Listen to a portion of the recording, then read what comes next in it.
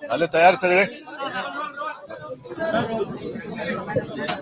मी माझं निवेदन करण्यापूर्वी काल 4 निवडणुकांचा जो निकाल जाहीर झाला त्यात मुंबई पदवीधर आणि मुंबईतील शिक्षक ह्या 2 मतदारसंघात महाविकास आघाडीतर्फे आम्ही शिवसेना म्हणून लढलो होतो आणि त्या विजयाबद्दल मी मुंबईतील तमाम पदवीधर आणि शिक्षकांना खास धन्यवाद देतोय की तुमच्या आशीर्वादाने आम्ही पुढे जात आहोत. असेच आशीर्वाद आमच्या पाठीशी असू द्या. नाशिक आणि कोकण पदवीधर, नाशिक शिक्षक आणि कोकण पदवीधर इथे सुद्धा आम्ही लढलो होतो आणि तेथे देखील ज्यांनी ज्यांनी महाविकास आघाडीला आशीर्वाद दिले त्यांना मी मनापासून धन्यवाद देतोय. लढाईमध्ये हार जीत होत असते, काही वेळेला हार होते, काही वेळेला आम्ही जिंकत असतो. मी मागेही बोललो होतो की निवडणुकीतली हार जीत हा एक भाग जरी असला तरी हिंमत हारता कामा नये. आता लढाईला सुरुवात झालेली आहे आणि आज आपल्याला सर्वांना कल्पना आहे की येत्या काही दिवसात विधान परिषदेच्या ज्या 11 निवडणुका होत आहेत त्यात आम्ही महाविकास आघाडीने आमचे 3 उमेदवार हे दिलेले आहेत.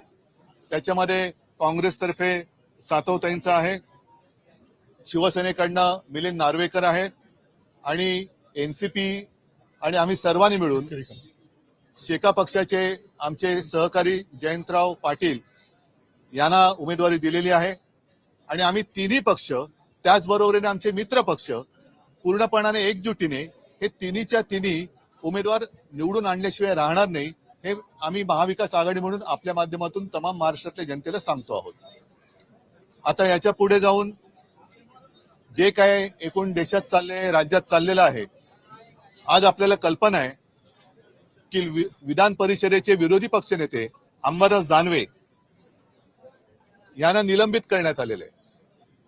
खरं पाहिलं तर एखादा प्रस्ताव आल्यानंतर माझ्या बाजूला दोन्ही ज्येष्ठ विधिमंडळातले माझे सहकारी आहेत. एखादा प्रस्ताव आल्यानंतर त्याच्यावरती चर्चा करणं हे गरजेचं असतं.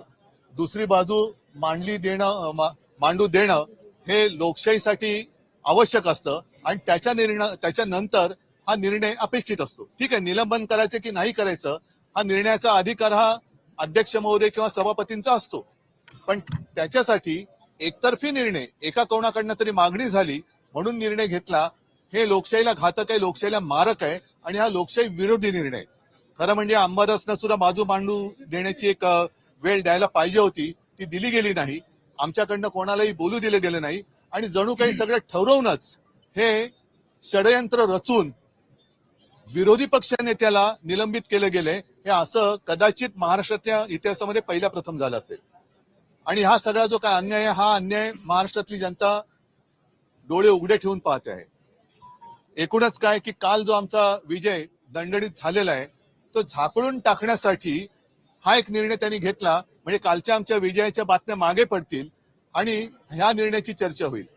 तसंच जो एक त्यांनी बोगस अर्थसंकल्प मांडलेला आहे त्याची चिरफाड व्हायला आता सुरुवात झाली.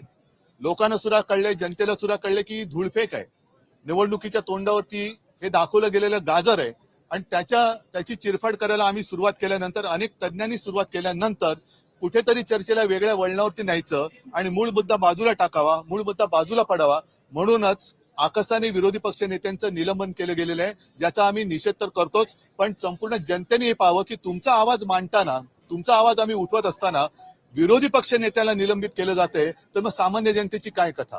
तर असं एकूणच हे वातावरण फार विचित्र आहे.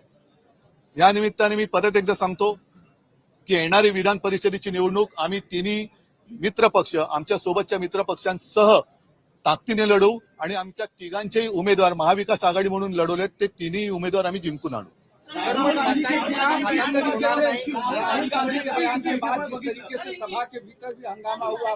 ठीक आहे, पहिलं मराठीत बोलू. काल मग जर असं जर बघायला गेलं तर काल एकूण जो ठराव विधान परिषदेत आणू इच्छित होते तो ठरावच मुळात चुकीचा होता. कारण आमच्या विरोधी पक्ष नेत्यांनी आपल्या काय त्यांनी प्रश्न विचारला की तो जो काही ठराव आणू इच्छित आहेत त्याचा या सभागृहाशी संबंध काय. बरं, हेही बाजूला ठेवा, पण मुळामध्ये राहुलजी काय बोलले होते, त्यांनी खरंच हिंदुत्वाचा अपमान केला का?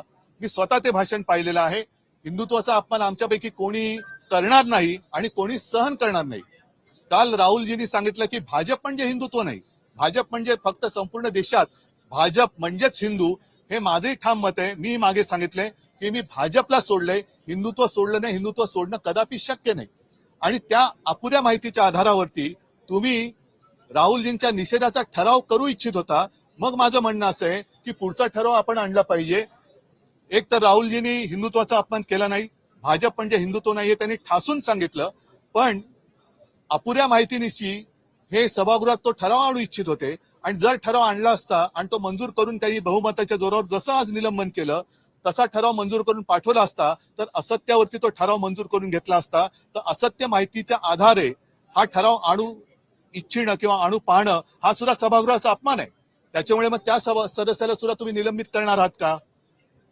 आणि मग मी असं म्हणेन, जो विषय घडलाच नाही, हिंदुत्वाचा अपमान झालाच नाही, मग मी सभागृहाला, दोन्ही सभागृहांना माझी विनंती राहील की लोकसभेमध्ये म्हणजे आपल्या देशाचं लोकशाहीतलं सर्वोच्च मंदिर तिथे जय संविधान बोलल्यानंतर काही जणांना मिरच्या झोंबल्या, तर ज्यांना जय संविधान बोलल्याबद्दल मिरच्या झोंबल्यात त्यांचा निषेधाचा ठराव, मी तर जाहीर त्यांचा निषेध इकडे करतोय, पण सभागृहांनी सुद्धा, दोन्ही सभागृहांनी तो ठराव मांडावा आणि जाहीरपणाने आम्ही जय संविधान बोलायला ज्यांचा विरोध आहे त्यांचा निषेध करतो असा ठराव मंजूर करून लोकसभेत तो पाठवावा.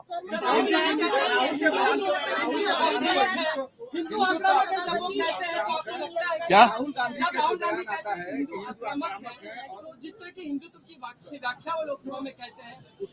नहीं, आप पहले मुझे बताइए कि क्या गलत कहा, क्या गलत कहा उन्होंने, कहा अपमान किया? एक तो वो तो बार बार दिखाना चाहते थे शिवजी की प्रतिमा, वो दिखाने के लिए पाबंदी लगाई गई. क्या यही हिंदुत्व है? जय श्री राम के नारे हम भी देते हैं तो वो चलते हैं. प्रधानमंत्री जी खुलेआम प्रचार सभा में जय श्री राम कहते हैं, लेकिन संसद में अगर बीजेपी के अलावा कोई कहे तो क्या वो अपराध है? संविधान को लेकर के जिस तरीके से उन्होंने कहा जय संविधान और उधर से घोषणाबाजी हुई, फिर महाराष्ट्र में विधान परिषद के भीतर जो हंगामा हुआ, इन दोनों को कैसे कनेक्ट किया? नहीं, मैंने सारी बातें कही हैं कि ये सारी अगर मगर की बातें हैं. अगर आपको ऐसा लगता है कि कल राहुल जी ने हिंदुत्व का अपमान किया है तो मैं नहीं मानता, क्योंकि उन्होंने साफ स्पष्ट शब्दों में कहा जो बात मैं कहते आया हूं कि भाजप यानी हिंदुत्व नहीं है. हम भी हिंदू हैं और हम में से कोई भी हिंदुत्व का अपमान करेंगे नहीं और हिंदुत्व का अपमान सहेंगे भी नहीं. और उसमें राहुल जी भी आते हैं जो अपमान करेंगे भी नहीं और सहेंगे भी नहीं. आज जो एक फेक नैरेटिव उन्हीं का शब्द है जो फैलाया जा रहा है कि बीजेपी मतलब ही हिंदुत्व, नहीं, हमारा हिंदुत्व पवित्र है. हमारा हिंदुत्व, बीजेपी तो उसके आसपास भी नहीं आ सकती. हिंदुत्व तो एक उन्होंने एक नकाब बनाया है लोगों को उल्लू बनाने के लिए. तो मैं तो यही कहता हूं कि जैसे उन्होंने कल एक कोशिश की गलत जानकारी के आधार पर, विधान परिषद में वो एक ठराव लाना चाहते थे कि हिंदुत्व का अपमान हुआ, तो हिंदुत्व का अपमान हुआ नहीं, लेकिन आधी अधूरी जो जानकारी है उस आधार पर वो एक प्रस्ताव लाना चाहते थे, वो भी सभागृह की एक दिशाभूल करने के अपमान है.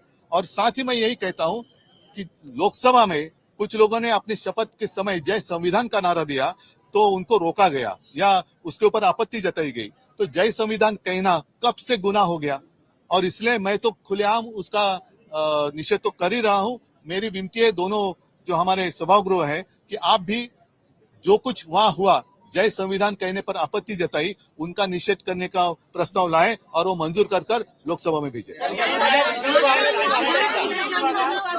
राज्यामध्ये मोठा भूकंप झाला होता.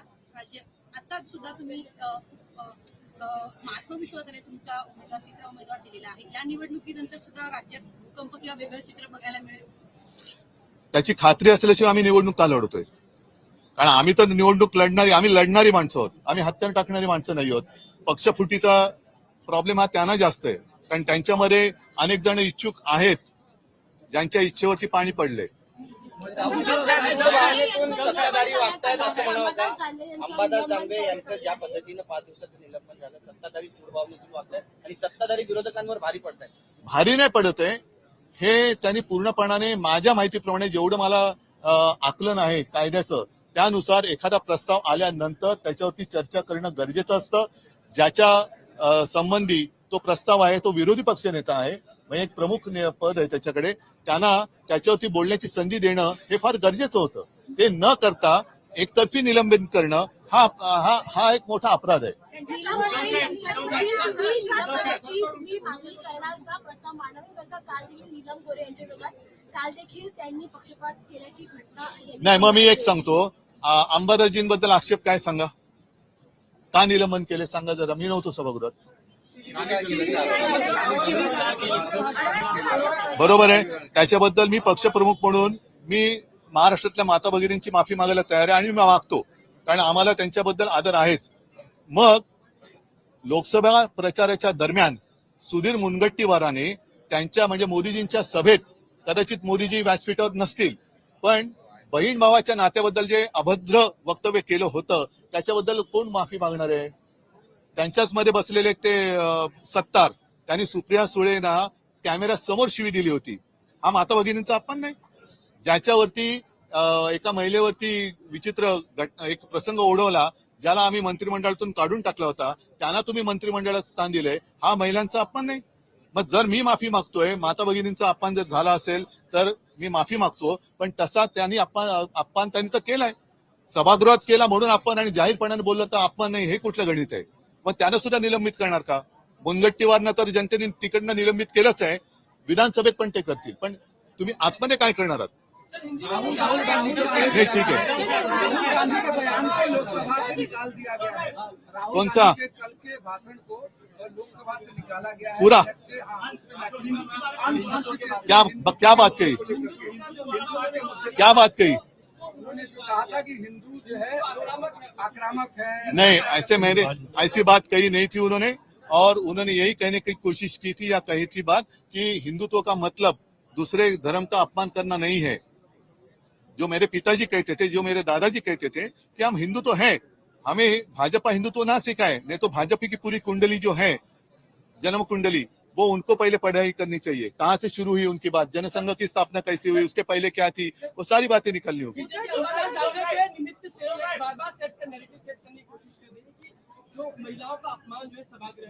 जो बात मैंने कही कि खुलेआम गाली गलौज करने वाले लोग आज भी आपके कैबिनेट में हैं, तो वो कैसे चलते आपको? ये मेरा हिंदुत्व नहीं है। अगर कल मैं सभागृह में नहीं था, कल अगर गलती से या कुछ भी अंबादास जी ने कुछ गलत कहा होगा महिलाओं के बारे में, तो उसके लिए मैं माफी मांगता हूं। लेकिन सामने से म्हणजे शिवसेना भवनवरती चाल करून येणारी माणसं, हे बोलणारी भाषा करणारी माणसं जर तुमच्याकडे बोट दाखवून अपमान करत, काय संबंध आहे? तुम्ही सभापतींकडे मागणी करा। त्या सगळ्या प्रकरणामध्ये अंबादास काय जबाबदार आहे? तुम्ही सभापतींकडे सांगायला पाहिजे होतं। भाई, आप कुछ भी करे तो प्रजातंत्र है, और हम कुछ भी करें तो अपराध है, ये बात नहीं चलेगी। ठीक है, चला, मला वाटतं